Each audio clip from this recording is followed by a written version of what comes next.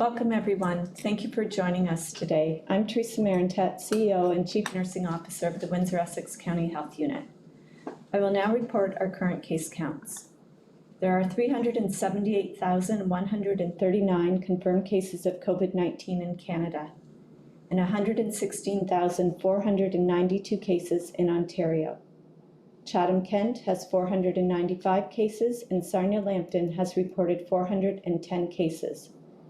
Michigan now has 360,449 cases, with 20,436 cases being in Detroit.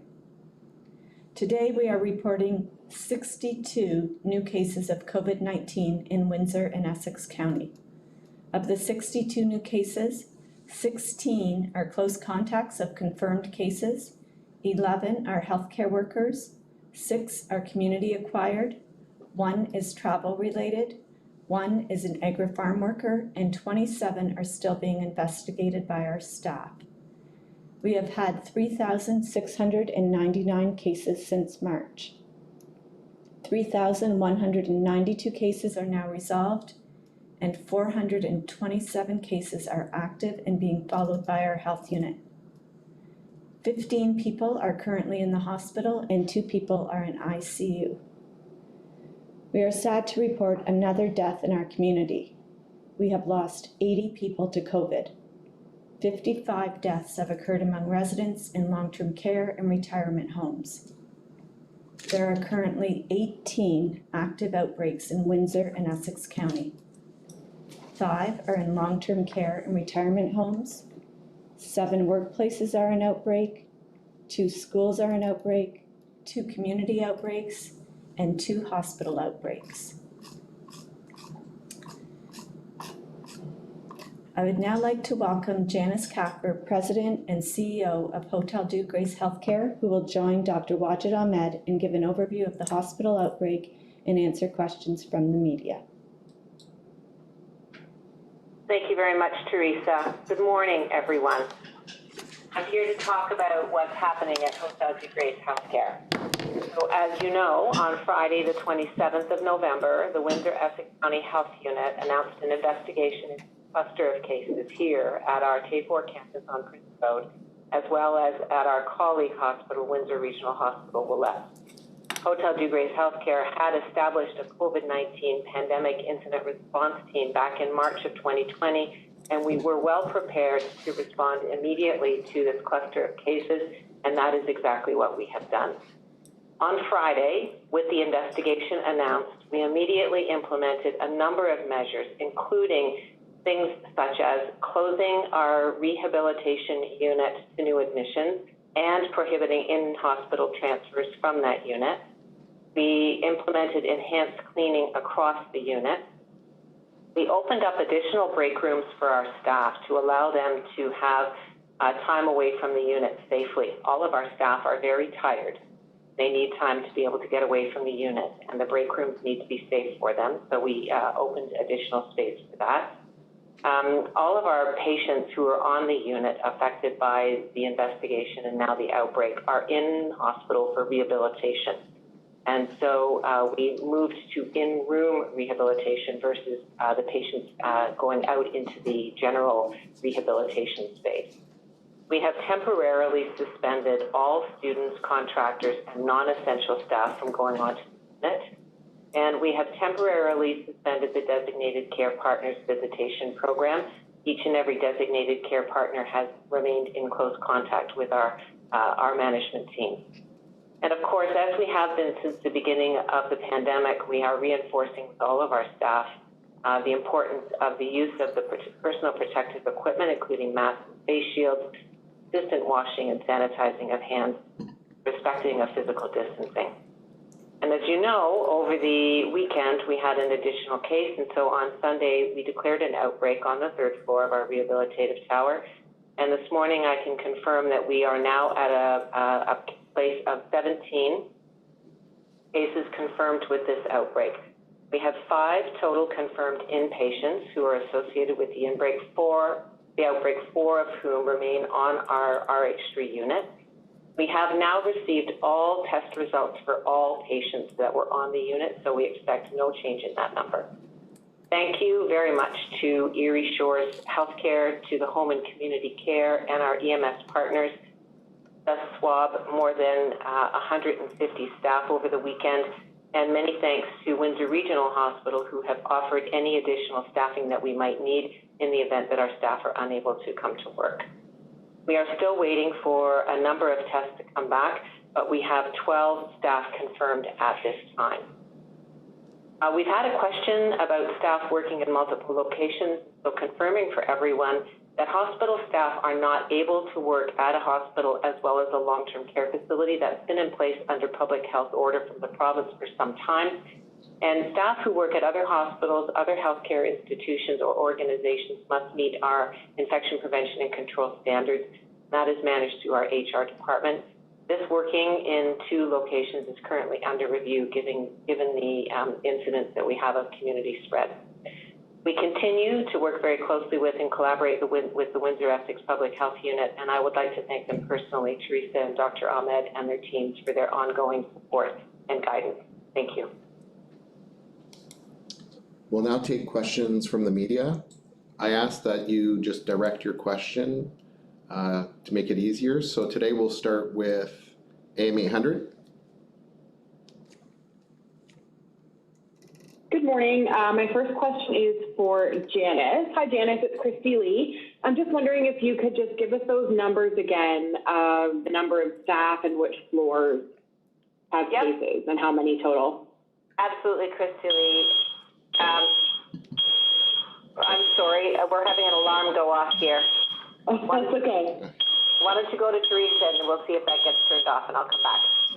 Okay. So I do have a question then either for Teresa or Dr. Ahmed.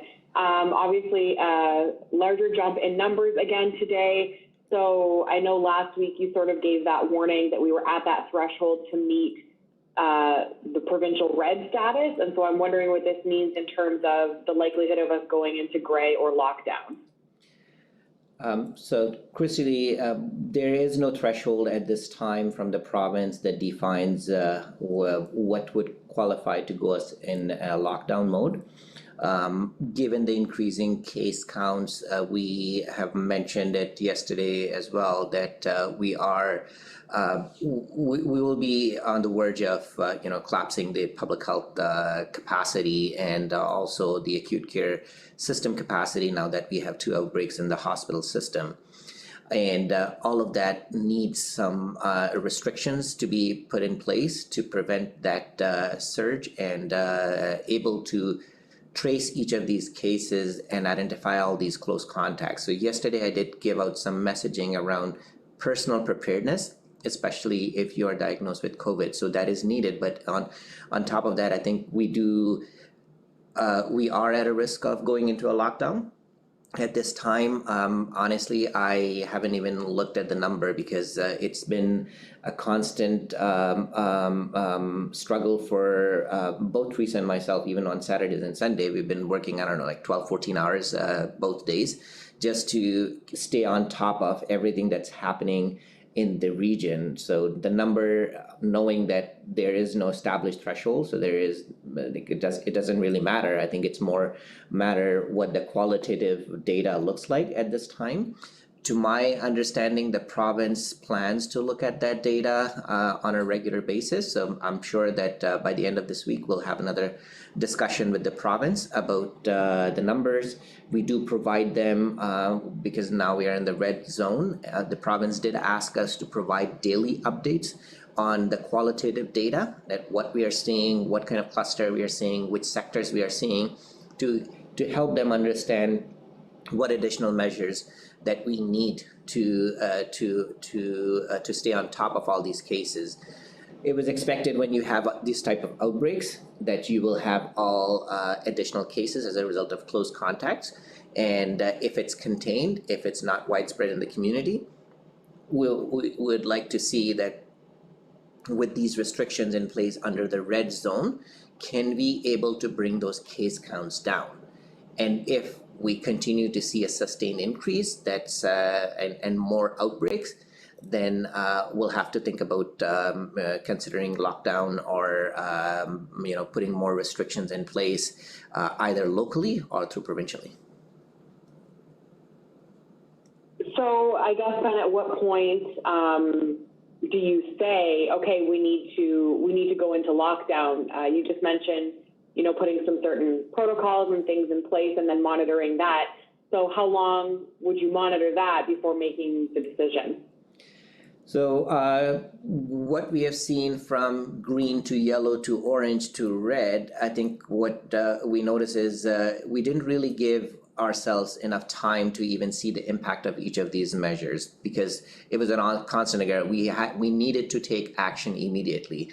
We know from the research in everywhere, more restrictions, early restrictions, give us the right results. We have got good examples from everywhere else, so that's why I think we didn't waited to jump into making those decisions to ensure the safety of our community. But I think to move into the lockdown, it does require more discussion, more consultation. For me, I would, if the case counts continue to go in this direction, we will have to look into, if the outbreaks are increasing in the school setting, are the school cases still contained or not? What about the community outbreak? If we have another community outbreak, what does it mean? And I know for a fact because, when I was going back home on Friday and also picking up my groceries, I did notice a lot of people out there shopping, and the malls and everywhere else, it almost feels like there's no pandemic. So we may see more cases, we may see ongoing surges, which would force us to go into lockdown. And I really was hoping for the last 2-3 weeks that we don't have to go into more restrictions, but with the cases increasing, I'm not sure anymore. And I don't have a threshold at this time to say that, yes, let's go to lockdown. But the numbers are really going in that direction to force us into that situation. Okay. Just quickly, I guess, either for you or Teresa, do you have any details on the most recent death? I do know that the death occurred at a long-term care home yesterday. Sorry, Teresa, it kind of cut out a little bit. The death did occur at or is associated with a long-term care home. I am not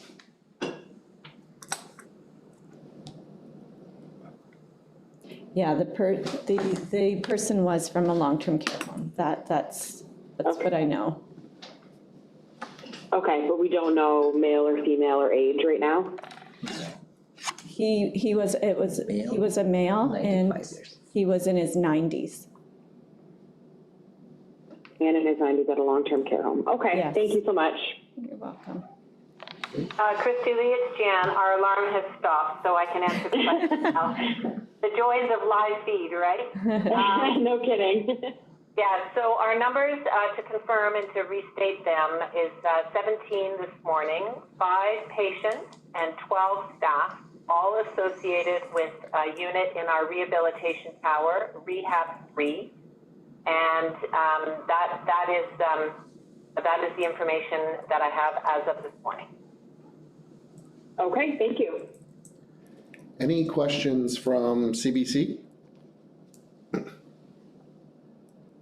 Yes, hi.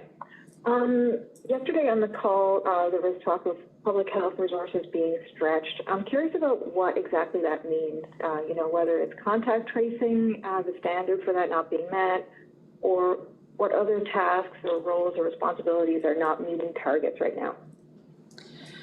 So we, primarily it is the case and contact management, the timely notification of cases and follow up with their contacts. So the case interviews are very critical to obtaining the number of contacts and subsequent interviews with contacts.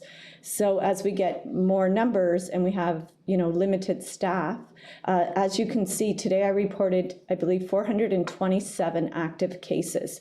So those are just the cases. And if we're looking at our complement of staff and looking at a number of 40 nurses doing this work, that's quite a few per nurse. On top of that, I looked yesterday at the number of contacts we have that we're following, and there were like 1,000.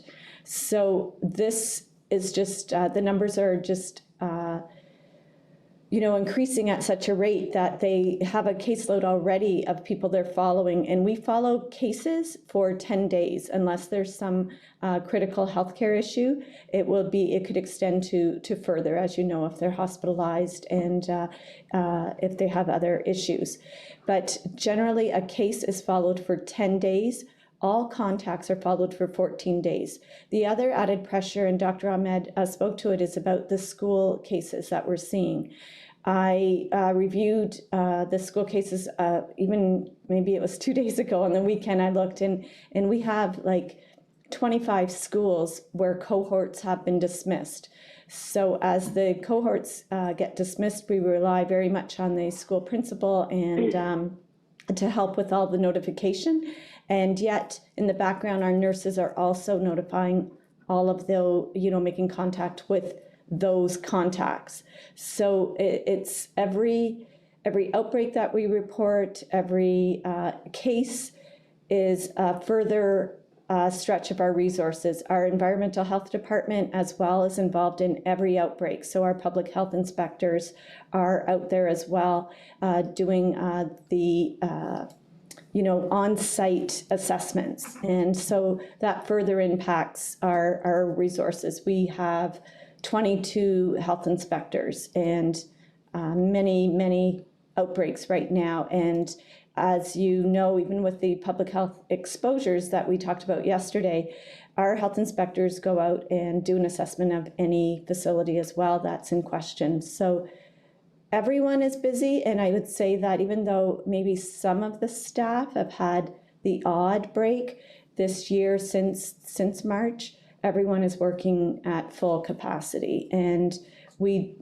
typically we were a 5-day-a-week operation, and we've been going for 7 days since March. And it's that type of pulling, using every resource. We've done onboarding of new staff, and I think today is probably our final onboarding for a little bit, but we're doing the best and using, as I said yesterday, all of the resources that are available to us through the ministry and through Public Health Ontario, and all of that is helping, but it continues to be a lot. 62 new cases in a day is incredible. So it's been the last few weeks have been the cases have just increased every day.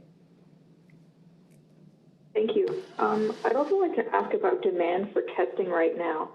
Are you considering opening a second testing center? How long does it take right now for someone to get a COVID test in our region?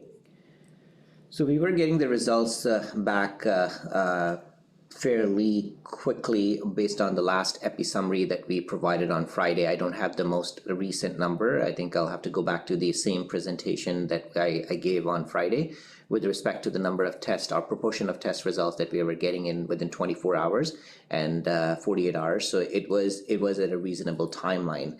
But knowing with the additional outbreaks and the capacity of the labs to process those specimens in a timely manner, it may be stretched a little bit. And also when people are identified as close contacts, there may be some delay in getting the appointment booked and to go for them to go and get tested. We don't operate the assessment center. The testing happens through Ontario Health, and Ontario Health generally works with the hospital system to get those assessment center up and ready. Windsor Regional Hospital has an assessment center, and Leamington Hospital, the Erie Shores Healthcare have an assessment center in Leamington area. There was an assessment center, or there's the ability for Windsor Regional to open up another assessment center at Met Campus, but I think that's a conversation that hasn't happened yet. And we'll continue to see if the demands increase and if there is any ability to open up another assessment center. Well, I think it would be the right move, but at this time, that conversation hasn't happened. Thank you. Any questions from Blackburn?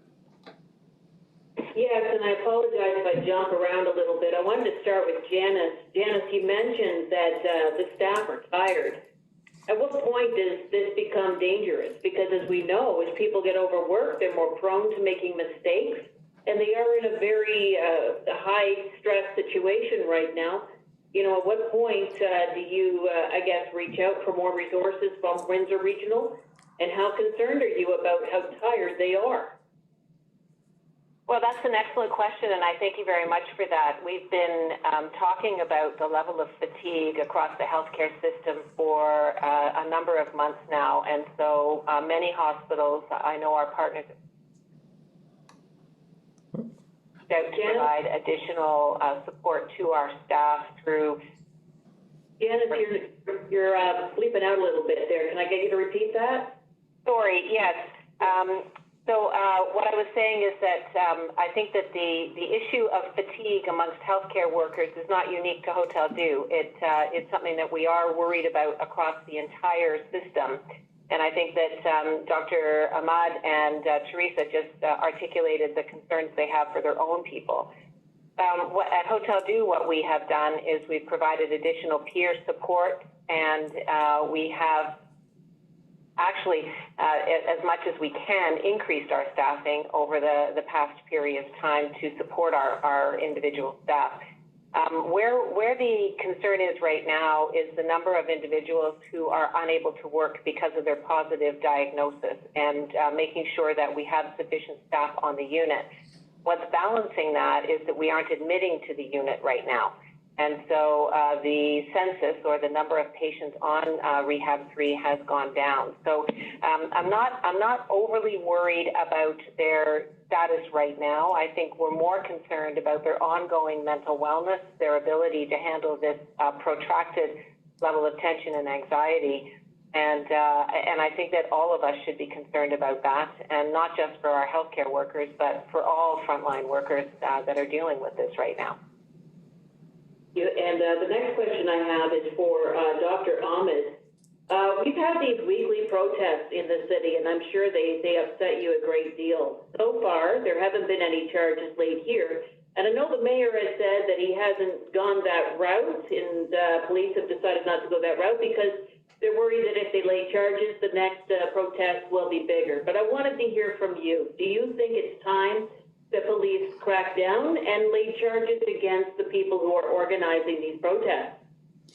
So I will definitely use my public health responsibility hat, and will say yes. I think anyone who is in violation of the pandemic rules, they should be charged. There should be some action that needs to happen. But again, when the police or the enforcement agencies, when they're following up on all those issues, obviously they have to use their enforcement hat and understand what concerns that they are worried about, because enforcement is not my job. Enforcement is their job. My job is to maintain and protect and promote the health of the public, which we've been trying to do. And from a public health perspective, I definitely don't want to see those protests happen, because it does put people at risk.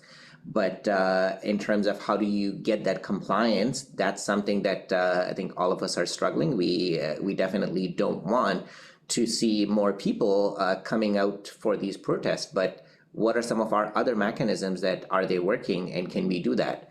At least the silver lining that I can see, that these numbers are shrinking at a rapid rate. There will always be people who will have a differing opinion, whether right or wrong. Let's not even talk about that, but who may have a differing opinion, and who may feel that they want to go ahead and do it. But those numbers are really low, and as much as I see more and more people, they understand, they get it. There's a certain number of, whatever you want to call them, they are online, they're making all these comments, which is the same comment, our staff monitors many of those comments too. Some of those comments are exactly copy and paste every day. They post exactly the same comment, and that tells you that maybe they're not real people. They're just posting these comments for whatever reason, and that they're creating an impression that there's a widespread dissent or people don't agree to these measures. But I can tell you from what we've been hearing from people in general, they don't like these protests. They don't want to be part of that. But I think despite all of that, there are some real issues that we have in the community as well when people are out and about, and I think that's something that we want to focus on. The enforcement piece would let the police and the enforcement agencies deal with that. Right now, my focus is, as the case is increasing, what do we need to do to get that under control? My last question is for Teresa. Teresa, you mentioned just how pressed your staff is and how difficult it has been for them to be able to reach out to all the contacts that need to be reached. I know earlier in the spring we were getting some help from other health units. Are we doing that again? We're not getting help from other health units, but we've actually improved some of our processes, and the ministry's provided some good online support in that we can refer to the ministry for some follow-up as well for our contacts. So they've improved the way they, we all document and we can refer on. So some of the work for contacts, especially with the schools, we're using those mechanisms from the ministry for other follow-up. And so some of the contact work has worked out well with this referral system and the new onboarding of people from the ministry today that are working remotely. So I think we'll see how this will help in the next week as people just started yesterday, and we'll see how this if this relieves some of the pressure. But it would be we're talking about today, right after this meeting, we have an internal meeting about what we should do internally about other programs and moving people back into COVID. So we've done a little bit of that, and we're going to continue to have that discussion and revisit some of the priorities and programs that we might have to, stop doing. And thank you very much. Any questions from Radio Canada? Yes, thank you. Good morning. My question is for Dr. Hamed. So my question is about schools.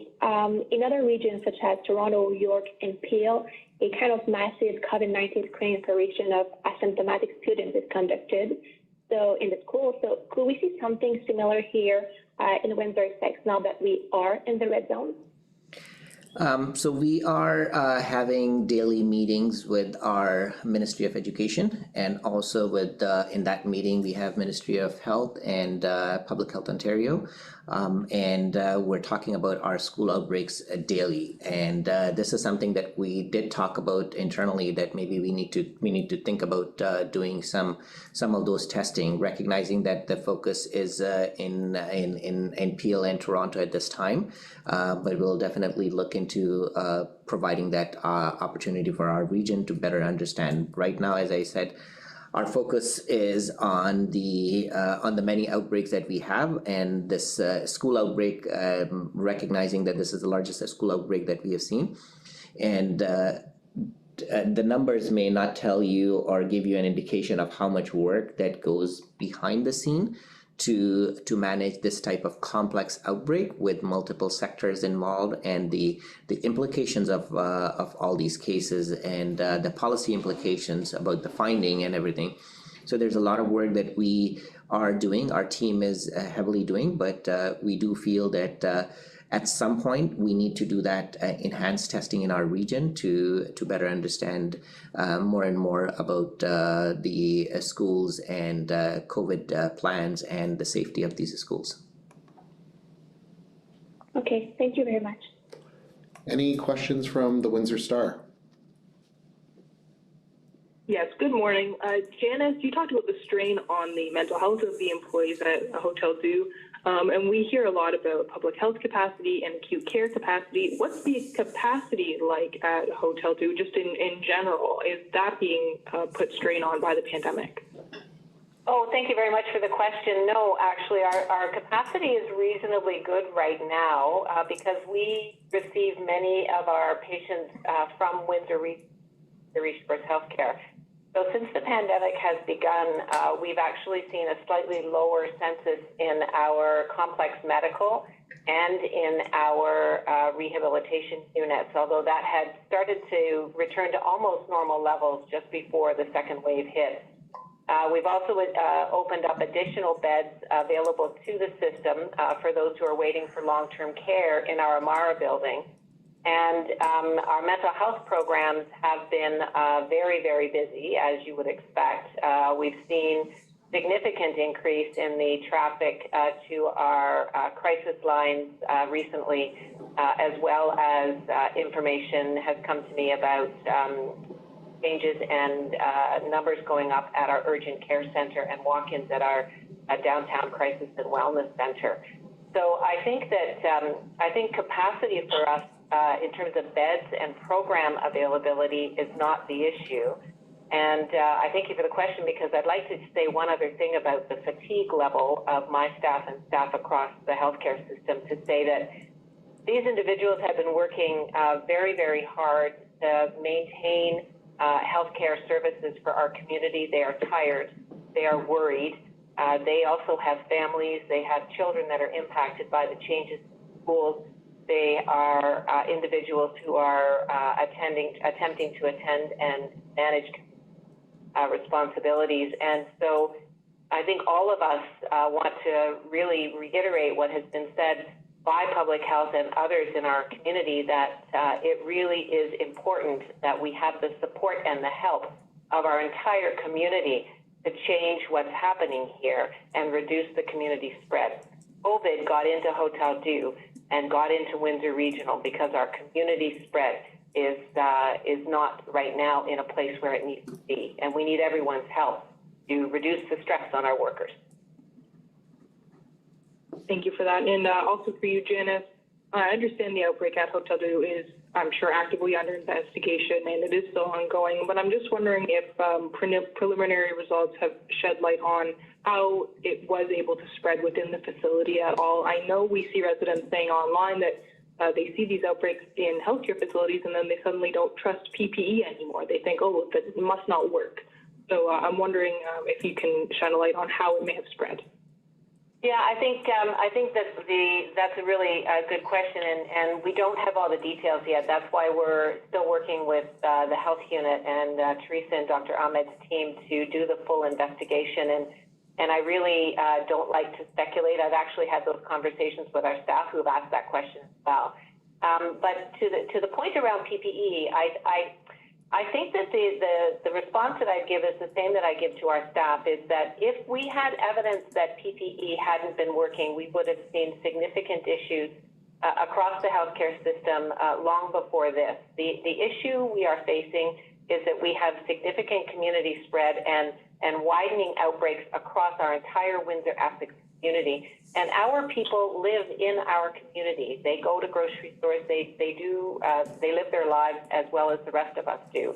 And so when we have a widespread community transmission of the virus, it's a tiny wee little slip that can allow the virus to get a foothold in our hospital or other hospitals. And all of our staff have been wearing their PPE, have been washing their hands, have been doing all the things that are necessary to do. And it's very, very, very difficult for us to, at this point in time, determine exactly how COVID came into Hotel Du. Okay, thank you very much. Any further questions from AM 800? No, but I thank you all for your time. That's a lot of information today. Any further questions from CBC? Yes, I do have a couple. We lost you. Hello? Hello? Okay, we'll come back. Any further questions from Blackburn? Are we dropped off? Doesn't seem like. Oh, we lost. We lost? We dropped off? No. No, we're dropped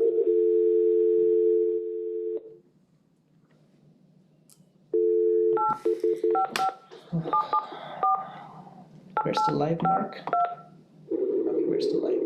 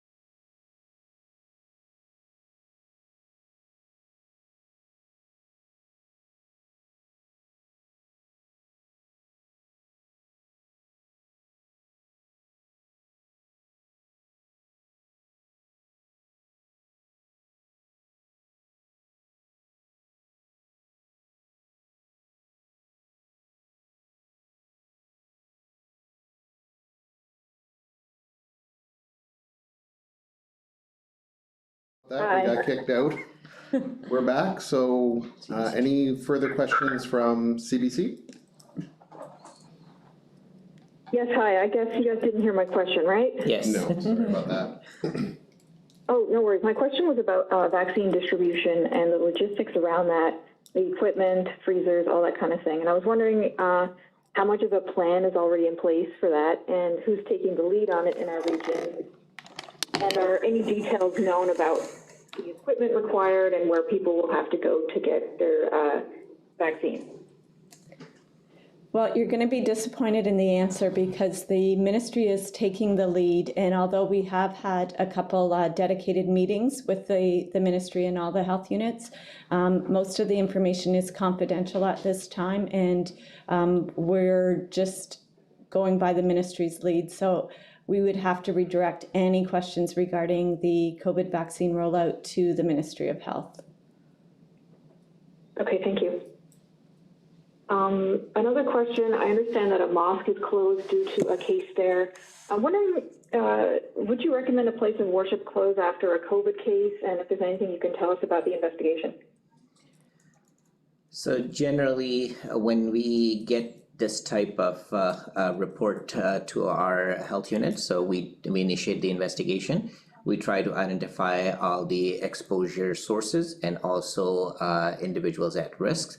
And in any setting, if it's a place of worship or if it's a business setting, we generally tend to send our inspectors to do a good IPAC assessment to see what are their gaps in, if any, exist in their policies, in their screening practices, or for any other cleaning practices that we can support. And sometimes we do issue an order to close the facility until they get a handle on all of those things. Sometimes the business itself or the places of worship or any of these establishments, they make a decision on their own. So I'm not entirely sure at this time that if we have provided the direction or if the mosque voluntarily did that. We'll have to get back to you on that after going through our case list, because there is still a number of cases that we are still trying to catch up, but it's most likely that the place of worship themselves could have made that call based on their finding or based on conversation with their worshippers. Thank you. Any further questions from Blackburn? Are you able to identify which mosque that is and when this case surfaced? We don't have any information at this time. That's why I didn't comment, because there are still some cases that are under investigation, and it could be one of those cases, and maybe as an exposure resulting from that. But I, myself and Teresa, I think we haven't sent out any notification to any mosque in the region to close at this time. But you can confirm you've had some cases from a mosque? As I said, there are still some people that we need to that we are following up. So I'm not sure if any of those cases visited the mosque and potentially exposed others. At this time, I don't have that information. Okay, thank you. Any further questions from Radio Canada? No, thank you. Any further questions from the Windsor Star? Yes, just looking at some of the school boards portals, we are seeing some additional cases in schools that have recently had other cases. Are you investigating the possibility of any more school outbreaks or class outbreaks? I know those cohorts would already have been sent home, but are any outbreaks being investigated there?